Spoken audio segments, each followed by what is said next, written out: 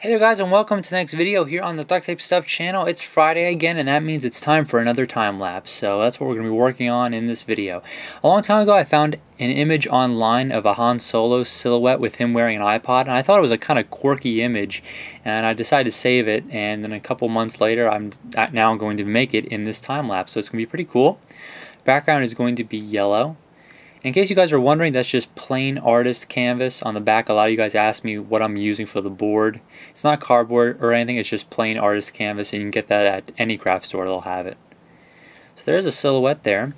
It's got a lot of lines on it and everything. My printer's still acting up, so as long as I can still tell where the actual silhouette is, I shouldn't have too much trouble cutting it out, but I definitely need to get a new color cartridge or something for that. I'm going to use a little bit of packaging tape to hold down that giant image. And I'm using a different color hobby knife in this one. That's a Westcott pink hobby knife, and it kind of blends in right with the board behind it. I haven't used that one on the channel yet, so I decided to use that color instead for this one. And it's pretty sharp. It's a brand new, so it's going to cut through that packaging tape, paper, and duct tape pretty easily. So just working on cutting out the silhouette first. It's actually pretty fast. I usually take a decent amount of time cutting these out, but since it's sped up to about 3 times faster than it normally is, that's why it goes by pretty quick. And just cutting out the blaster now.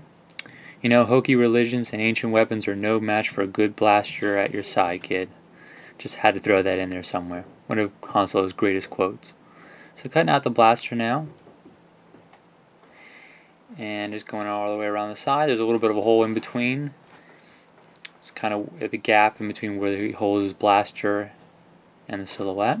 So carefully pulling up all that packaging tape next. And then I'm actually using packaging tape to get up a little bit of the adhesive that's stuck down. And I showed how to do that in a pretty recent video on cutting mats. So you guys can see that in that video as well.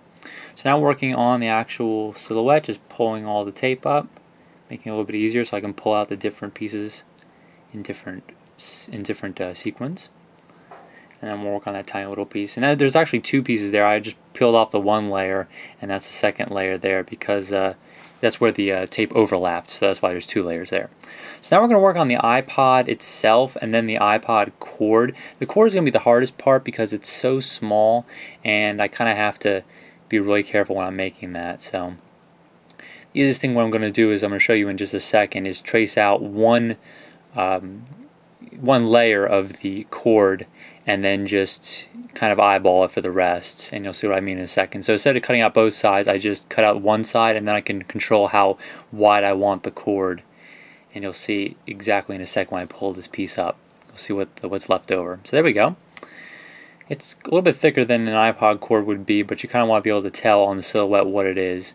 And now I'm cutting out the one that goes around to his left ear.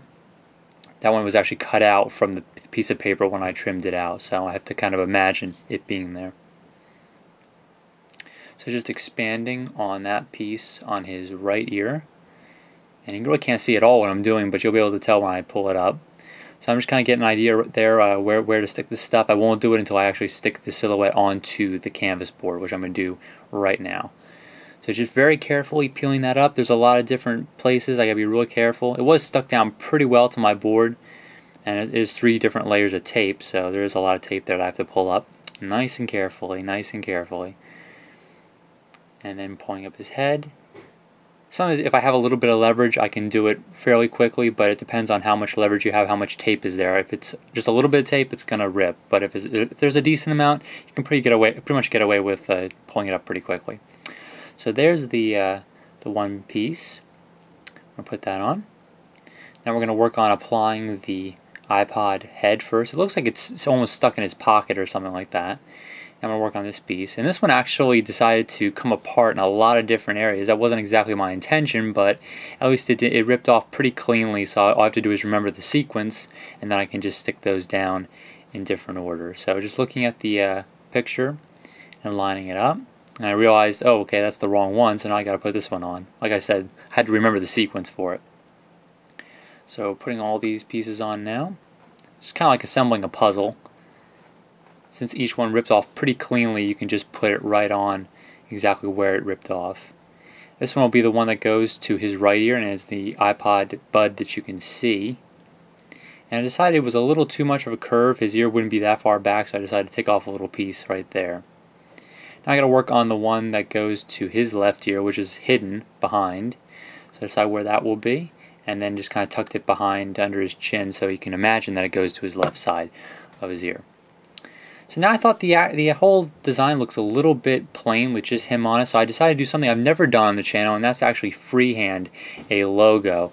And I'm going to be doing the Rebel Alliance logo here, just kind of drawing a circle, getting a basic idea. Like I said, this is the first time I've actually freehanded a design, so we'll see how well it comes out. It came out pretty good, but it's definitely not as good if I were tracing it off of a piece of paper. So you got more or less a perfect circle there. I'm going to do a little bit of trimming to make sure it looks a little good. And there's an ant running by there. I didn't even see that. Oh well. I was too busy cutting, I didn't even notice that. Alright, so just making that circle now. That ant's really funny. I didn't even notice that at all. That's crazy. Too busy focused on my work, I guess. Alright, so I'm going to trace, those two frills that the Rebel Alliance logo has, and just kind of freehanding it here. I'm just trying to make sure I get the right design. I'm looking at it on the computer to my left while I'm doing this, so I'm not doing it completely blindly. I'm kind of looking at the logo online and then just kind of drawing as best I can.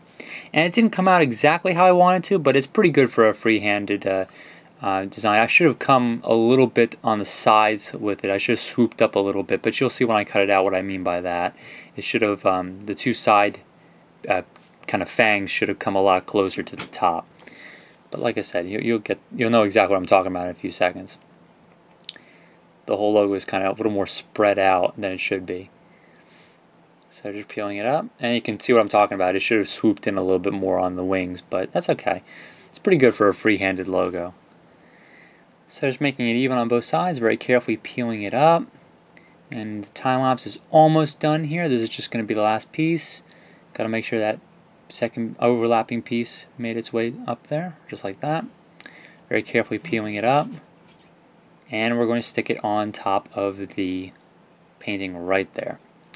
So that pretty much concludes this time lapse. Hopefully you guys enjoyed the Han Solo with iPod time lapse. I'll catch you guys next time on the channel. Hopefully you liked it. See you next time.